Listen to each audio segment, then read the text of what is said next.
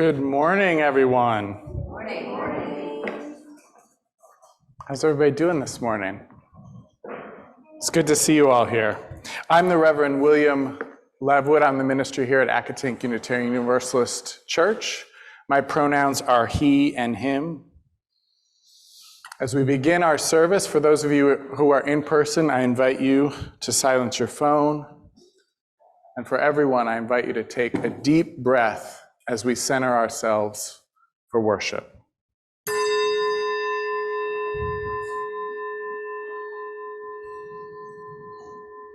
We open and welcome to the ancestral people of this land, acknowledging that our church, like all of Burke, rests on the unceded territory of the Manahoac tribe of the Great Sioux Nation.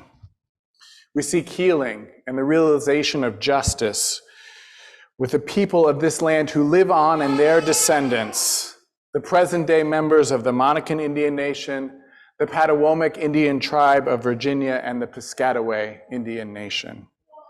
We honor the ancestors as we move toward healing so that all together shall one day know full justice. Good morning. Good morning. Welcome to Accotink Unitarian Universalist Church. I am Christina. My pronouns are she and her, and I'm happy to be your worship associate today. I hope you got a name tag or have put your name on your Zoom name tag. If you need help with that, please let us know in the chat. If you aren't new to Accotink, look around. And do you see people that you haven't spoken to in a while? These people are like you and want to meet you. Help us live up to our mission to be a welcoming and inclusive spiritual home for all by reaching out and making a connection.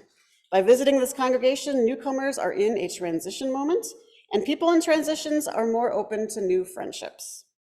Whether you're a longtime member or a newcomer or something in between, we encourage you to stay for our social hour, online or in person, immediately after the service.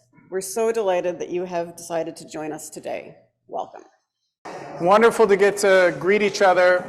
We've moved things around in the order of service just a little bit, so I'm going to invite you to rise in body or in spirit and join in reciting our chalice lighting words. They'll be on the screen. They're from part of our mission statement. We'll say them all together, and they begin with the word together. Together we care in community. Together we grow in spirit. Together we act for justice. So this summer, the theme for this month is curiosity, and the theme for August is covenant. I chose those themes. Our Soul Matters that we use for 10 months out of the year doesn't have themes over the summer. And if I'm honest, as I look at this service, it's actually an August service, meaning it's on the theme of covenant, much more than it's on the theme of curiosity. So I've started to notice that I have kind of my own State of the Union address that I do on the Sunday closest to July 4th. So we're going to talk about America and the state of America through the eyes of Rev Lev, and of course, some important scholars who have been answering this question, because most of what I bring you isn't from me anyways. It's from the wisdom in the world, in our pluralistic society. Next Sunday, we're going to I'm going to bring wisdom from General Assembly, our Unitarian Universalist General Assembly that happened in Pittsburgh, Pennsylvania. And I will share right now that the Article 2 revisions, those of you who are aware of that, which includes a proposed new values, was passed overwhelmingly. 86% of the people voted to pass it for a year of study. So we're going to look more at that Article 2. In fact, all of the Soul Matters themes for next year are centered around that Article 2, though we don't get to the values until a little bit into the year. So we're going to study it, and then it'll go up for another vote at next year's General Assembly, where it needs, this time it just needed a majority vote. It'll need a 2/3 vote to pass and actually become our new Article 2. So it's not actually our Article 2 yet. The vote with 86% was just to continue studying it for a year and see, try it on and see how it feels. So I think that's enough to talk about for our centering words, our opening words today. Good morning. So, gosh, it's almost July the 4th. That's hard to believe, right? I feel like this year has gone by so quick. When Rev Lev and I were talking about Time for All Ages for this week, it was like, what do we want to focus on? And the American dream was what we were talking about. Does anyone have an example of the American dream that they would want to share, what the American dream is to them? Education. Very nice. It's definitely immigrants coming here hoping for a better life and many times finding it. Yes. I don't know if people, just make sure people heard that online. Immigrants coming here and many times making a better life, hoping for a better life and many times making a better life. Opportunities for all. Opportunities for all of every race. Very nice. So I love that you all shared that, because the book that we chose is called Our American Dream. And it's actually written by Fiona McEntee, who is an immigration lawyer, and she herself is an immigrant. So to me, this book was very impactful when I read it. Just want to share it with you all. So Our American Dream, written by Fiona McEntee, illustrated by Srimali Basani. In a country so great, with mountains so tall, was born a dream for one and for all. That dream is known throughout the land, the American dream, a dream so grand. Immigrants come from countries far to dream their dreams beneath American stars. Let's see who's here in this great place, what dreams we share in the United States. Aya's American dream began in Syria. As a child, a refugee, she came to America. Now she's in Congress, wearing her hijab proudly. She fights for equal rights and promotes them loudly. Our friend Rosita is a passionate teacher. Her dream is big, so she's known as a dreamer. She came here as a baby. Her family works hard. They dream together and dream of getting green cards. Antonio moved here because he was born this way. He and Bob celebrate Love is Love on their wedding day. Their American dream is for equal rights, to love one another without judgment or strife. You also know our neighbors, Perry and Sadie. They dreamed a dream of a miracle baby. That baby was born in a country far away. Once Faith was adopted, with her family she'd stay. Meet Yulia from Russia. She is an artist extraordinaire. Her dream is to have her paintings shared. With the freedom to paint without any troubles, her American dream has ended her struggles. Karima loves computers, a girl born to code. Her American dream is a sight to behold. She moved here for college, decided to stay. She started a tech company. As a boss lady, she slays. Yuma from Tanzania plays soccer all day. He dreams of America at night when he prays. Just given the chance, what might those dreams become? He could captain the United States in World Cups to come. In Standing Rock, we find the Sioux Reservation. This land is their land, and it's a sovereign nation. They work to keep their land protected, their water clean. Sacred land such as theirs should be more than just a dream. Some people were forced here, didn't come by choice. They have since battled for freedom and used their voice. We must all be aware these torments run deep, and sadly, some dreams are rooted in grief. Families travel far by day and by night fleeing terror and violence. It's a dangerous plight.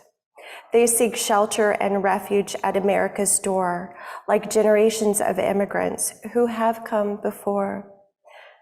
There are many people in this land of hope and dreams, united and strong as the Lady of Liberty beams. We look not to build walls, but to make tables longer. We gather side by side because diversity makes us stronger. We hope you've enjoyed our American dream. We've heard countless stories, not so different they seem. Now it's your turn. What will your hope be? Are you ready? Let's dream. 1, 2, 3. Thank you. Of one of my favorite singers and songwriters, Ani DeFranco. This is an adaptation of her poem, Grand Canyon. I love my country, by which I mean I am indebted joyfully to all the people throughout its history, where so many cunning sons and daughters, our foremothers and forefathers, came singing through the slaughter, came through hell and high water, so that we could stand here and behold breathlessly the sight, how a raging river of tears cut a grand canyon of light. Yes, I've been so many places, flown through vast and empty spaces, and I don't always feel lucky, but I'm smart enough to try, because humility has buoyancy, and above us, only sky. Yes, color me stunned and dazzled by all the red, white, and blue flashing lights in the American intersection where black crashed head-on with white.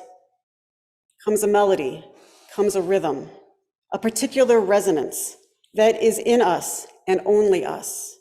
Comes a hand that you can trust, working for the better good, which is good at its best.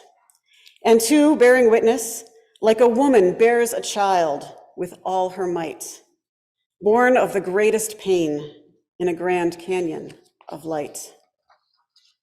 And because no song has gone unsung here, and this joint is strung crazy tight, and people have been raising up their voices since it just ain't been right, with all the righteous rage and all the bitter spite that will accompany us out of this long night, that will grab us by the hand when we are ready to take flight. Shocked to tears by each new vision of all that my ancestors have done, like, say, the women who gave their lives so that I may have one.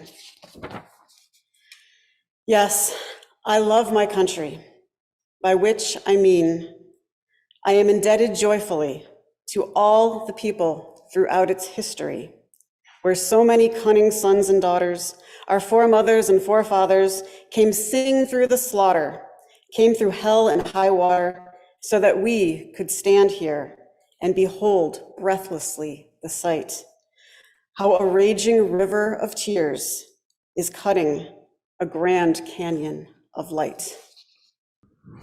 America is a promise. America is a practice. America is a journey. A raging river of tears cutting a grand canyon of light. I want to begin by talking about the promise.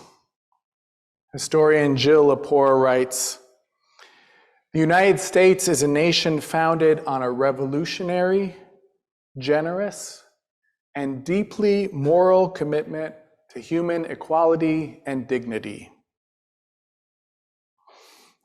To my ears, this is even more than life, liberty, and the pursuit. This, even more than life, liberty, and the pursuit of happiness, is the American dream. This is its promise. Let me quote Jill Lepore again. "This commitment to fighting the forces of prejudice, intolerance, and injustice with a deeply moral commitment to human equality and dignity. This is the promise of America." Lepore also quotes Benjamin Franklin as saying, "A lie stands on one foot, but a truth stands upon two.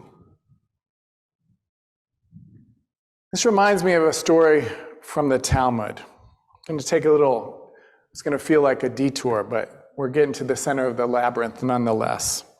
A story from the Talmud that I've told before, but that bears repeating, because I think it takes on a new meaning when applied to the United States of America. In the story, a Roman soldier comes to the Rabbi Hillel and challenges him to teach him the Torah, the whole of the Torah, on 1 foot. Now, this isn't part of the story, but I imagine the soldier smirking at Hillel as he gives him this impossible challenge. To my ears, only slightly hidden in this challenge is an insult, is the implication that the Torah and Judaism, unlike imperial Rome, are too complex, too convoluted. So the soldier says with that imagined smirk on his face, "Teach me the Torah on 1 foot," thinking he'll stump the rabbi. But Hillel responds, saying, "That which is hateful to you, do not do to another. That is the whole of the Torah. The rest is commentary. Now go and study." So as I've pointed out before, as religious liberals, we often stop at Hillel's recitation of the Golden Rule. But that isn't the end of the story. It doesn't end with that statement, "That which is hateful to you, do not do to another." But we often stop there on 1 foot. Not the whole of the Torah, just the whole of the Torah on that 1 foot. But remember Benjamin Franklin's statement that a lie stands on 1 foot. So if we stop there on that 1 foot, we are telling a lie. And likewise, if we stop with the promise of America, we are telling a lie, a dangerous lie. I'm convinced that this instinct, this impulse to stop there with just the promise, only the promise of America, is behind the assault on our teaching of our full history in schools. This desire to collapse America into the American dream, into a kind of simplistic golden rule. I contend that it's a lie, and a dangerous one at that. Simplistic and cynical all at once. The desire to stop with the golden rule or with the promise of America is not only a liberal religious impulse, it's also a Christian impulse. In the liberal religious version of the lie on 1 foot, we can pretend, I feel often we do pretend, that loving each other is too easy, that the American dream should come to us easily. In the more conservative and classical Christian version of the lie on 1 foot, the lie asserts that human nature is too sinful to achieve the promise, whether the promise of loving each other or the promise of a society centered in the commitment to every person's right to flourish with dignity. And this cynical version of the lie on 1 foot tells us that a heroic sacrifice has been made for our sins and gives us a simple formula for redemption: forgiveness through faith in that divine sacrifice. I want to point out the consequences of this particular version of the lie on 1 foot, what it leads to. This lie tells us that the world is irreparably broken. That part is probably true. But it also says that a moral response to this brokenness is ultimately impossible. And from this lie flows a cruel world where humans do evil because doing evil is inevitable and unavoidable, And we're saved by a cheap grace, by a get-out-of-jail-free card. Now, I want to be clear, this sermon is not beat up on Christians. That's not what it's about. Though the other rabbi in the story, the part I didn't tell, when the Roman soldier went to the Rabbi Shammai with this same question before he went to Hillel, Shammai did beat him with a ruler that he was using to construct a building with. I want to be clear, though, that while it's necessary to name this cynical form of Christianity, because it has so much sway in American society, and because I believe all of us can fall into that version of the lie on one foot at times. But I want to be clear, we as religious liberals need to be very careful not to fall for the other version of the lie on one foot. That it's easy to love one another, that it's easy to have a pluralistic democracy dedicated to the commitment of creating a society where every person is able to flourish with dignity. It is not easy, nor is it impossible. It is a practice. America is a promise. America is also a practice. We cannot and should not give up on the practice of America because we can't fully achieve it. Because imperfect is another word for sinful. Nor can we give up on the practice when it gets too difficult or feels too difficult. Do not do to another that which is hateful to you. Declare that every person has a right to flourish with dignity. This is the whole of the Torah. This is the promise of America. The rest is commentary. Now go and study. When it comes to the practice of America, the commentary is our history. Studying that history is the practice we are all called to as Americans. This is the other foot that turns what would be a dangerous lie into a beautiful promise. What a revolutionary statement this country is founded on, that all men are created equal and that they are endowed by their Creator with certain unalienable rights, and among these are life, liberty, and the pursuit of happiness.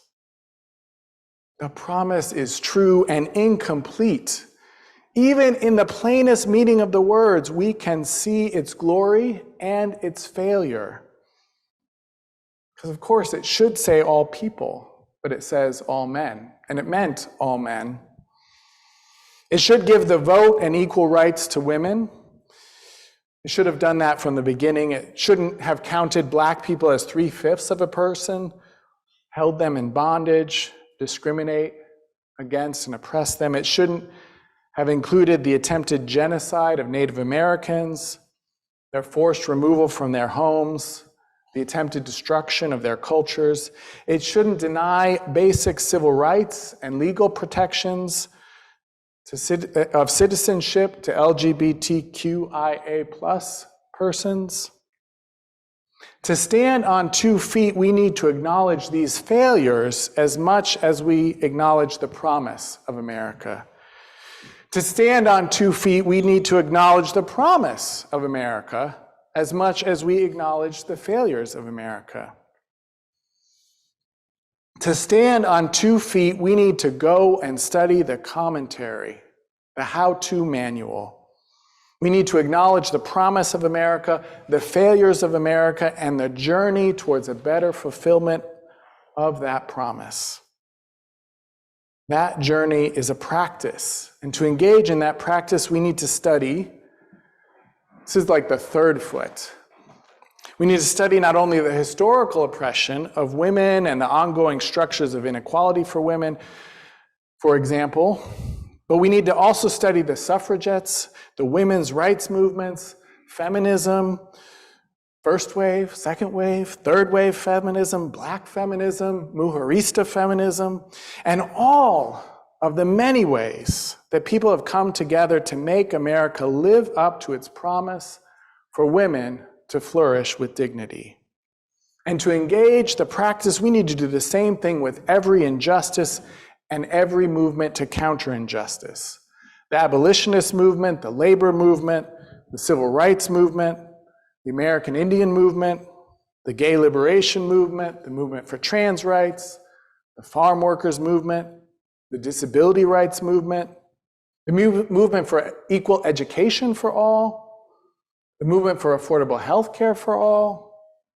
Every one of these movements and more that I haven't mentioned, every one of these movements has a promise, a revolutionary vision of how the world could be, and every one of these movements has seen successes and setbacks along the journey.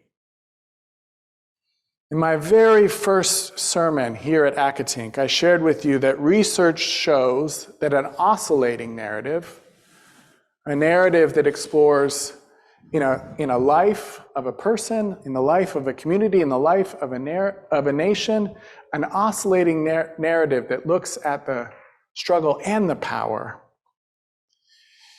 is a resilient narrative.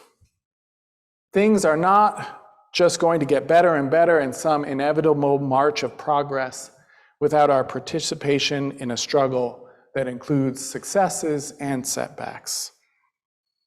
Nor are we doomed to an immoral and cruel human nature that requires a magical deus ex machina intervention to save us from our sinful selves.